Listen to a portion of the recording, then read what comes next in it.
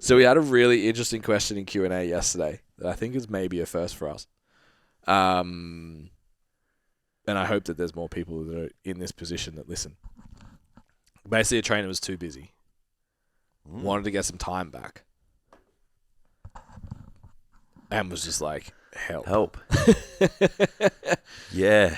Very interesting chat. So sorry, Ash, if you're watching. Yeah. I hope you like the gym bag review on Wednesday when it comes out.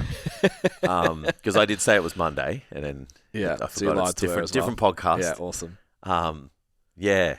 So situation is completely booked out. Was booked out within 8 weeks, and it's just booked more. Back to back from 5 a.m. till 10 a.m. every day, working as late as 9, and wants to buy 2 mornings back. Yep. So looking at 16 sessions to give up to do that. The price point's decent. Like as well, I know that that's probably well over $1,000. Yeah. Already put her prices up recently as well. What do you do? Yeah. What do you do? You know what I'm going to say. Yeah. Yeah. Oh, you got to try and push as many as you can currently on your books online as soon as possible. Yeah. So you can free the time up and then maybe, kind of take some from those mornings and fill them up. But not everybody's going to, especially if you've just started, your business is, 6 months old maybe? 6 months old? And you haven't prefaced them with that. Yeah, and then that wasn't the message at the start. Yeah. Which, it probably is an important pathway to lay out when you do consult with people if you do have an online service, like if any face-to-face coach. Yeah. Yeah, you want them in that hybrid model, feels online. Yeah, you want to show them the pathway, right? Yeah, we're going to go over here. Yeah, if you consult, like if I went back to the gym now, I would let them see the online option. Yeah. I would show them the online, like I would have a pathway. Yeah. So I'd be like, this is what you can do 2 sessions a week for this time. Yeah. This is what everybody does when they work with STC Fit, in a face-to-face setting, and it's like face-to-face package into online coaching. Yeah. And then he would just explain the benefits, and obviously like selling the flexibility and all of that after. Yeah. They have the knowledge. Yeah. Like that would be the perfect pathway. And then communicating it in once you feel like they're ready. Like imagine like psychology of like the client. It's like once your coach says you're ready. Yeah. It's like fuck yeah. Yeah, it's like getting your pen license, Like not sure I ever got mine.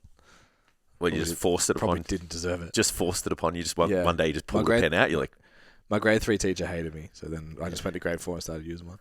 Yeah, it's kind of a weird concept though. A pen license. Well, yeah. It's like, what does it mean? Is it illegal if you? Yeah, it is. You have to show competency. It's like, are the police... pen license is harder than a driving license. Is the police going to come and get me? They might. You don't know. It's like parking in a parents with prams car park. Yeah. That's your pen license. Mm-hmm. What you gonna do? Yeah. Call the police. There's no pram in here. In my 2-door car.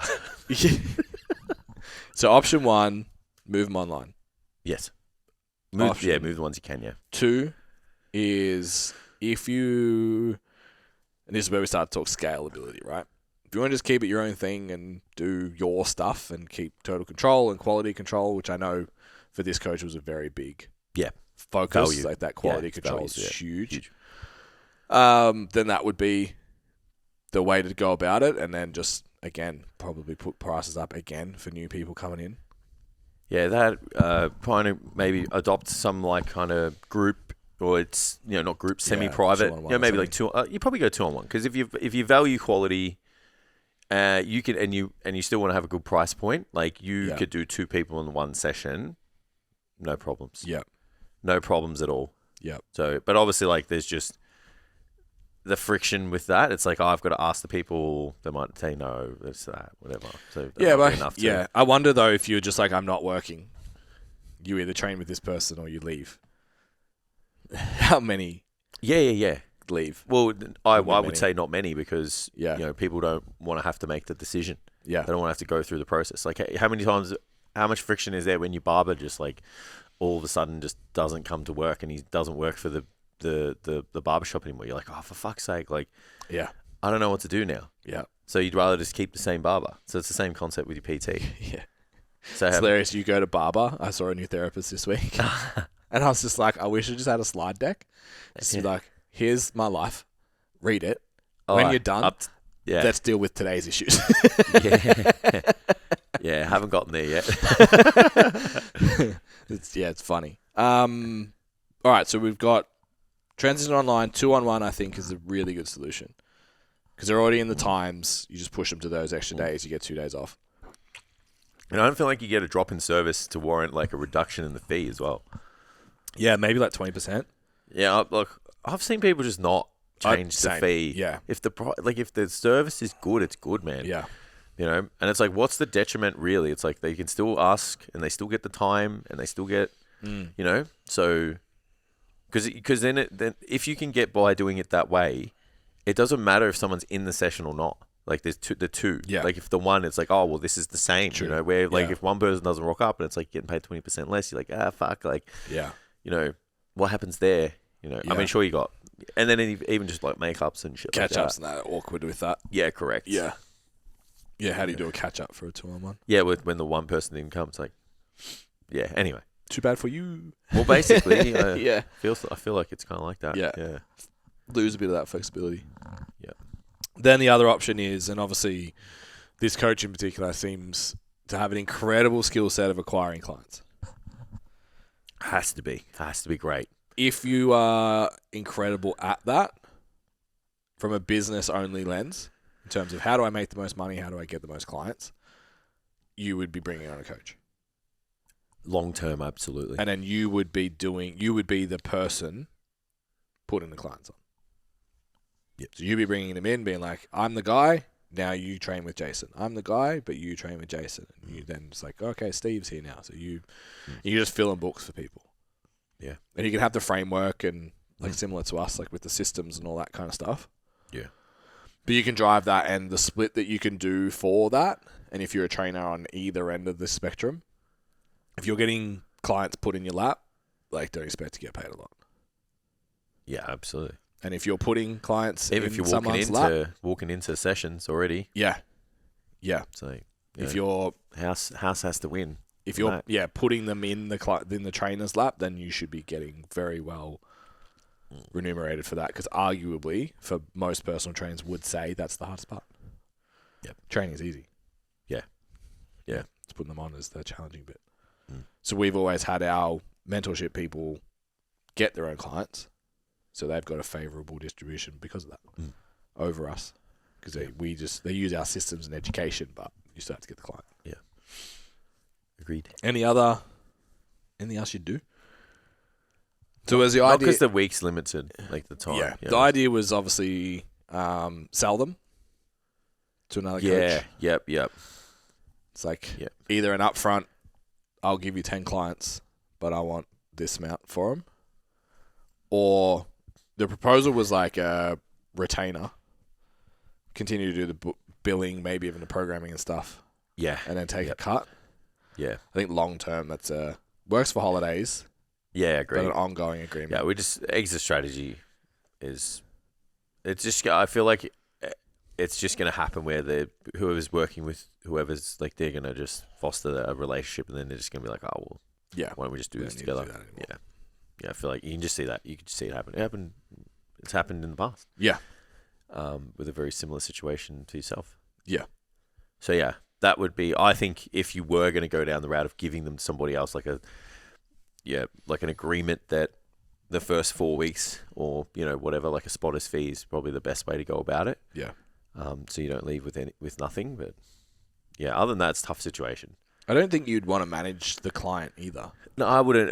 That's what we're trying to, quality control is and something that you want to stand by and as a value of your business. Like, even just, like, letting someone else who you trust, like, but doesn't work for your business, like, it's realistically, their mindset and mentality towards that session could still be different. Yeah. And it's like, yeah, sure, you might show up and be as good as you are for your own clients, but then it's like, is that person going to take that same mentality to someone who's like, they're only getting 70% of the cut? You know what I mean? Like, yeah. You just got to play out those scenarios, and it's like, well, what's the benefit and the complications, and well, that's probably just not worth it long term. Yeah, well, the experience I had was, so I got hired by someone to go to a client's house and then I was paid whatever 6% of the fee or whatever.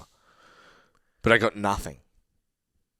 There was no, like, it wasn't like anything was done. Yeah, you just got the agreement. I still had to, it was just like, here's a client, and he'll pay me and I'll pay you kind of situation. Yeah, strange, like you'd never take that now. Nah.